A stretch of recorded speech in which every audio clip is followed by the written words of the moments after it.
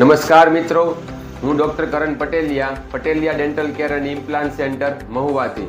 તો આજે ફરી એકવાર આપણી જોડે એક ડાપણ દાઢ કાઢિયાનું દર્દી આવ્યું છે.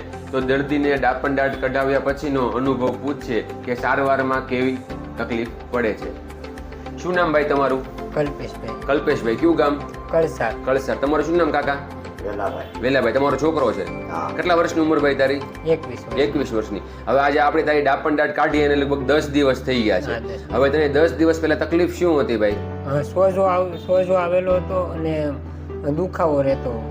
દાઢ આપણે ત્રાસી હતી, આમ ત્રાસી દાઢ ઉગેલી હતી, બહાર પૂરી આવી નહોતી. બહાર ખાલી ઘઉંના દાણા જેટલી દાઢ દેખાતી હતી, બાકી અંદર દાઢ હાડકામાં ફસાયેલી હતી. એના કારણે ગાલમાં બહાર સોજો આવતો હતો, સરોઠી ફૂલી જતી હતી, મોઢું ખોલવામાં તકલીફ પડતી હતી. મોઢું કેટલું? 2 આંગળ ખુલતું હતું, એક આંગળી પરાણે જાય એટલું, 1 આંગળી પરાણે જેટલું ખુલતું. રસી બહુ થઈ ગયા હતા. એટલે પેલા તો મારી પાસે આવ્યો એટલે મેં તને એકવાર એન્ટીબાયોટિક પ્રિસ્ક્રાઇબ કરી, તે દવા પીધી એટલે થોડોક ફેર પડ્યો મોઢું ખોલવામાં, પણ સોજો એમનેમ હતો.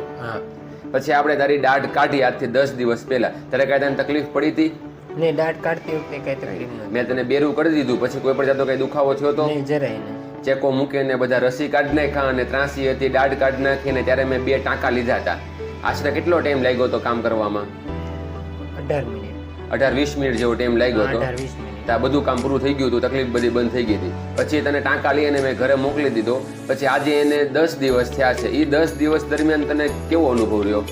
જરાય દુખાવો કે કઈ સોજો કે દુખાવો જરાય નહીં. સોજો આવ્યો જ નથી જરા પણ નહીં. મેં તને 5 દિવસની દવા આપી હતી, દવા 5-7 દિવસની દવા પૂરી થઈ ગઈ અને પછી આજે એની ઉપર 4-5 દિવસ થઈ ગયા છે. કઈ તકલીફ પડી નથી. અત્યારે મોઢું સરખું ખુલે છે? હા, વ્યવસ્થિત રહે. રસી બધા સુકાઈ ગયા, બધો જ દુખાવો બંધ થઈ ગયો.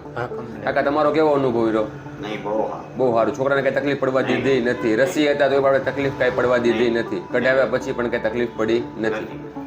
તો મિત્રો, તમે જોઈ શકો છો કે ડાપણ દાઢ અધૂરી ઉગેલી હોય, હાડકામાં ફસાયેલી હોય તો તે રસી કરી શકે, મોઢામાં ચીપટી આવી શકે, મોઢું ભીડાઈ જાય, એવા બધા પ્રશ્ન થાય છે.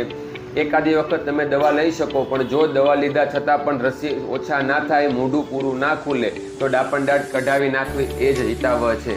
બરોબર છે ને ભાઈ? દાઢ કઢાવી નખાય એટલે કાયમી માટે શાંતિ. બરોબર. થમ્સ અપ કરી દે.